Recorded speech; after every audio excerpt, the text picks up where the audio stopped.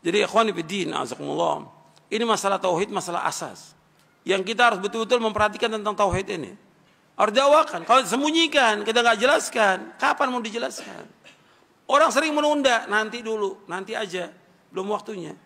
Tauhid yang dijelaskan oleh para anbiya wa rasul, itu pertama kali mereka dakwah.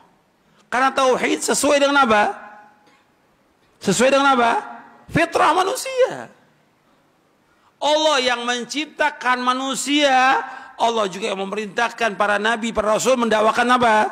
Tauhid.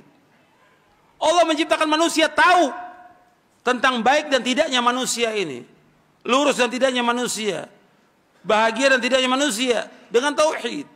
Makanya semua nabi manhajnya jelas. Nah, banyak para dai yang tidak punya manhaj, yang tidak tahu manhaj. Manhajul anbiya fi da'wati ila Allah at-tauhid fi al-hikmah wal aql. Manhajul anbiya fi da'wati ila Allah tauhid fi al-hikmah wal aql. Manhajnya para nabi dan para rasul semuanya sama, memulai dakwahnya dengan tauhid. Itulah dakwah yang hikmah. Dakwah yang dikatakan dakwah yang hikmah, menjelaskan tentang tauhid, menjelaskan tentang syirik, itu hikmah. Dianggap oleh sebagian masyarakat dakwah tauhid dakwah apa? Keras, tidak hikmah. Lantas yang hikmah bagaimana? Mengikuti masyarakat. La haula wala quwwata illa billah. Ya rusak agama ini. Masyarakat awam nggak punya ilmu. Tadi saya sebutkan sifat manusia apa? Bodoh. Kok ngikuti orang bodoh? Dia dikasih sama Allah sedikit ilmu, sampaikan ilmu itu kepada manusia. Jelaskan. Susah memang. Banyak cemoohan, harus sabar. Daripada Allah sebutkan, fama asbarahum 'alan nar. Kok mereka sabar dengan masuk neraka? Mendingan sabar di dunia dengan celaan, cacian, tetap untuk memperjuangkan tauhid. Daripada nanti dimasukkan ke neraka, berapa tahun dimasukkan neraka? Jutaan tahun. Kok sabar? Nggak sabar 60 tahun dakwah ini nggak sabar. Celaan, cacian, makian dihalangi dakwah ini. Masjid dihalangi, jalan terus dakwah. Nggak boleh berhenti dakwah ini. Ini dakwah benar, sesuai dengan fitrah manusia. Orang betul akan memadamkan cahaya ini, tapi Allah, orang akan memadamkan cahaya ini, tapi Allah akan tetap menghidupkan dakwah ini. Nggak boleh berhenti. Nggak boleh takut pada manusia. Allah sebutkan wala yakhafuna laumata laim. Mereka nggak takut celaan orang mencela. Orang celah nggak ada masalah mencela. Celaan manusia nggak akan merendahkan diri kita di sisi Allah Taala. Dan pujian manusia nggak akan mengangkat derajat kita di sisi Allah Taala. Itu harus ingat itu. Prinsip dalam hidup kita, celaan manusia, orang celah kita nggak akan merendahkan diri kita di sisi Allah Taala. Karena kedudukan kita tergantung dari iman kita, takwa kita kepada Allah, amal soleh kita.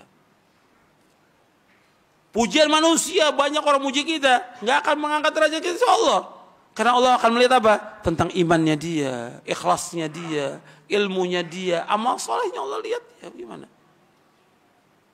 Bukan pujian manusia. Tapi dakwah ini harus jalan. Makanya antum lihat, para nabi dan para rasul dipuji atau dicela oleh umatnya? Dicela. Kita nggak mengharapkan celaan manusia. Tapi kita tetap wajib mendakwakan dakwah ini. Kita ingin cari redhonya siapa? Allah, bukan redhonya manusia. Nabi Muhammad SAW ketika Nabi belum mendakwakan dakwah tauhid, dipuji nggak Nabi? Dipuji, disanjung. Tapi ketika Nabi mendakwakan dakwah tauhid, dicela Nabi, dihina, diejek, dilecehkan, dilempari dengan batu, sahabatnya disiksa. Sampai ada di antara mereka yang dibunuh. Kenapa? Tauhid. Bukan mempertahankan segala macam, bukan. Bukan mempertahankan partai, bukan. Bukan mempertahankan ormas, bukan. Bukan mempertahankan suku, bukan. Tapi mempertahankan dakwah yang hak ini. Untuk membela agama ini. Sampai mereka apa? Disiksa oleh orang-orang kafir. Nggak ada yang lain. Mereka bukan mencari dunia, yang mereka cari akhirat. Maka antum lihat, orang yang didakwakan Nabi pertama kali tentang tauhid, kuat imannya. Antum lihat pertama kali, ada orang yang dia masuk Islam. Apa gimana? Enggak seperti sekarang orang puluhan tahun Islam tapi takut dalam mendakwakan dakwah tauhid.